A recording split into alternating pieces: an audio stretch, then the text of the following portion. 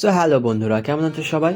আশা করি সবাই ভালো আছো। তো আজকের এই গেট আপ দেখে মনে করছো যে আমি কি করতে যাচ্ছি। তো আজকের গেট আপের মানেটা হচ্ছে কি, আজকে ধান বইতে যাচ্ছি। কোথায়? মাঠে।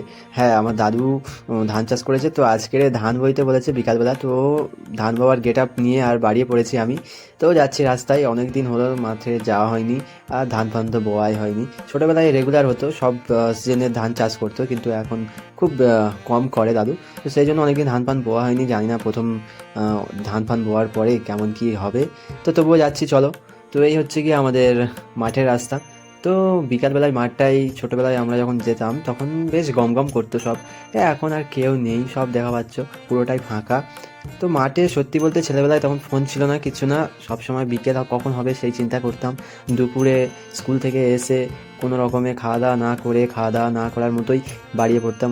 কখনো স্কুলের প্যান্ট ছাড়তাম না, বা কখনো স্কুলের প্যান্ট পরেই চলে যেতাম।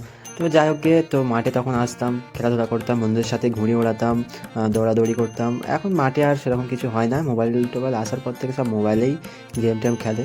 তো যাই হোক, তো মাঠে এসেছি। তো মাঠে প্রায় ধান উঠে গিয়েছে, আমাদেরটা রয়েছে। ও আরও দু তিনটে জমিতে রয়েছে দেখা পাচ্ছি। তো এখানে কটা ছেলে পেলে রয়েছে, খেলাধুলা করছে। তো তেমন কেউ নেই। তো আমি যাচ্ছি মাঠে, আমাদের ওই সামনেই আমাদের দাদু দাঁড়িয়ে আছে, আর আমার ছোটো কাকি রয়েছে মাঠে। ধান বাঁধছিল এবার মাথায় তুলে দেওয়ার জন্য। তো দেখতেই পাচ্ছ ক্যামেরার মধ্যে। তো এবারে ধানের বোঝাটা আমি মাথায় তুলবো। তো ধানের বোঝাটা আমি মাথায় নিয়েছি, নেওয়ার পরে এক হাতে ভিডিওটা করছি। তো এক হাতে ফোন ধরেছি আর এক হাতে আমি ধানের বোঝাটা নিয়েছি। তো আনব্যালেন্স ফিল হচ্ছে। তো তবুও আমি ক্যামেরাটা করছিলাম।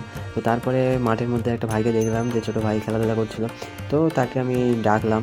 তো ডেকে বললাম, ভাই একটু ক্যামেরাটা ধরতে। তো প্রথমে কীভাবে ধরতে হবে না ধরতে হবে ও বুঝতে পারছিল না। তো তারপরে আমি তাকে দেখিয়ে দিলাম। তারপরে তার হাতে ফোনটা দিয়ে তারপরে আমি দু হাত দিয়ে ধানের বোঝাটা মাথায় নিলাম। নিয়ে তারপরে যাচ্ছি গুটি গুটি পায়ে। আর আমাকে ক্যামেরার পেছন থেকে জিজ্ঞেস করছে যে কী কেমন কী করবো না করবো। তো আমি ওকে বলছিলাম। তো যাই হোক, ভয়েসটা মিউট করা আছে, তো শুনতে পাবে না সেই জন্য। যাই হোক, সে ক্যামেরাটা ধরেছে, ধরার পরে আমি যাচ্ছি, দেখতেই পাচ্ছ তোমরা, ধানের বোঝাটা নিয়ে। তো সত্যি বলতে গেলে অনেক দিন পরে ধানের বোঝাটা মাথায় নিয়েছি, কেমন ফিল হচ্ছিল একটা। তো ধানের বোঝাটা ঠিকঠাক জায়গায় রেখে দিয়ে আবার যাচ্ছি আমি।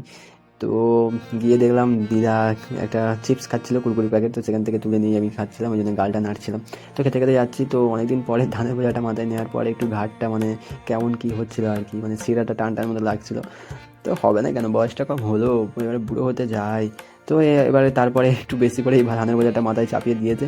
তো আমি টলমলো খাচ্ছিলাম, দেখতেই পাচ্ছ তোমরা। তো টলমলো খাচ্ছি, তবুও আমি যাচ্ছি। তো এবারে সোজা দেয়নি, এবারে সব আড়াআড়ি দিয়ে দিয়েছে। তো একটু অসুবিধা হচ্ছিল, আমি পড়ে যাই ভাব। তো তবুও যাচ্ছি নিয়ে। তো এবারে ভাবছিলাম তো আমি মাঠে পড়ে যাবো, কিন্তু তবুও একটু শক্তিশালী ছেলে না। তো ওই জন্য একটু ধরে নিয়েছিলাম। তো দেখতে পাচ্ছ ল্যাকপ্যাক করে যাচ্ছি, এই পড়ে যাই ভাব। তো তারপরেও আমি ব্যালেন্স করে নিয়েছি। তো দাঁড়িয়ে নিয়ে তারপরে গেলাম। তো ওই ঠিকঠাক বাবারে বাবা দিয়ে এসে আমার ঘাড়ের অবস্থা খুব খারাপ হয়ে গিয়েছিলো। কী আর বলবো, ঘাড় যন্ত্রণা করে আমি তো শুধু ভাবছিলাম যে কখন বোঝাটা ফেলবো আর কখন আমার ঘাড়টা ঠিক হবে। তো ঘাড়ের অবস্থা খুবই খারাপ হয়ে গিয়েছিলো। তো তবুও তারপরে যাচ্ছিলাম, বলি যাই, যখন একটা চাকরি নিয়েছি চাকরিটা পূরণ করি। তো ধান বইতে বইতে প্রায় সন্ধে হয়ে গিয়েছে। তো তবুও সন্ধে হোক যাই হোক, ধানের বোঝাটা শেষ করতে হবে। ধানের মাঠটা তো পুরো কমপ্লিট করতে হবে, ধান বোয়াটা। তো দেখতে পাচ্ছ ধান বইতে বইতে সন্ধে হয়ে গিয়েছে। তো এটাই হচ্ছে কি আমার লাস্ট বোঝার টিপ ছিল।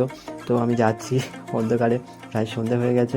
মানে সামনে, চোখের সামনেই দেখে দেখে খড়ের আটিগুলো সব ঝুলে গিয়েছিলো। তো তারপরে রাস্তা খুঁজে এসে এটা লাস্টবারে বলে এত বেশি করে দিয়েছে, কি বলো বন্ধুরা। এসেই আমি কোনো রকমে, দেখতেই পাচ্ছ, শুয়ে পড়েছি একেবারে। তো তারপরে যেন মনে হলো যে শরীরে প্রাণ এলো। তো যাই হোক, ভিডিওটি কেমন হয়েছে অবশ্যই কমেন্টে জানিও বন্ধুরা। তো এখানেই টাটা, দেখা হবে পরের ভিডিওতে।